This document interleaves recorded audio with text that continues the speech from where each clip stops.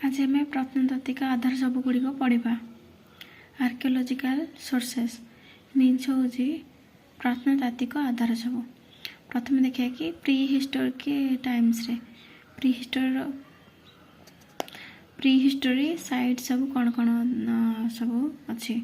Valentine valley 1875 मसीह site discover करते कौन कि अनुगुल तालचेर ढेंकानाल और बुर्सापाली। परमानंद आचार्य जे सी डिस्कवर करते पालियोलिथिक साइट्स आर कुलीन। पालियोलिथिक माने पस्तर जुग से साइटा कुलीनर साइटा पालियोलिथिक जो साइटा अच्छी सेटा से डिस्कवर करते। डिस्कवर आ एक्सप्लोर दुईटा अलग अलग शब्द जोटा कि डिस्कवर माने होचे जोटा कि नुआ रूप बाहर होइछि आ एक्सप्लोर मीन्स सेटा ऑलरेडी बाहर जाइतिला सेटा से आउ टिके एक्सप्लोर करछन्ती बा आउ टिके ये करछन्ती। डिस्कवर मीन्स कम्प्लीटली नुआ। तापर देखिए अशोकान रॉक एडिक्ट से जो धौली आ जावगुड़ा मिले provide insight into Kalinga's history during the 3rd century BC। 3rd century BC रे जो अशोकान एम्पायर थिला ता विषय से धौली आ जावगुड़ा इनस्क्रिप्शनटा कही।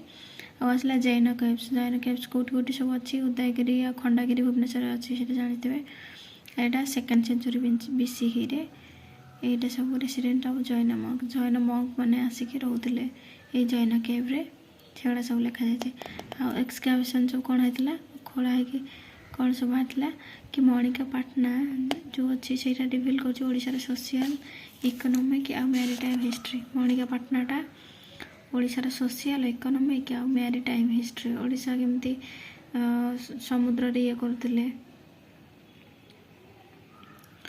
समुद्र सब जहाज वाणिज्य कारोबार सब करुले। रत्नगिरीटा किए रत्नगिरी जीतले देवला मित्रा जो डिस्कवर कर provide information about Buddhist monasteries and stupa. Sethi Buddhist monastery आउ स्तूप विषय भी लिखा जाए। उदयगिरी और ललितगिरी रे contains Buddhist relics stupas and monasteries. Buddhist से गोटे बुद्धि साइट डायमंड ट्रायंगल जोटा कि ये ऊपर पढ़ले। रत्नगिरी उदयगिरी और Lalitgiri famous for Buddhist remains. ये डायमंड ट्रायंगल टे भल से मन रखिए। अदर फाइंडिंग्स हूँ Kapoor plates from the Talcher. ये खंडागिरी उदयगिरी केव्स भल से देखी दिखाँ। Copper plates from Talcher Hindol and Dhenkanal reveal history. Talcher Hindol और ढेंकानाल रिविल चाइल्ड हिस्ट्री। आउ सार Madhavpura Mahavira which flourished between 7th to 8th century AD was located at Udayagiri से इनस्क्रिप्शन पढ़ा।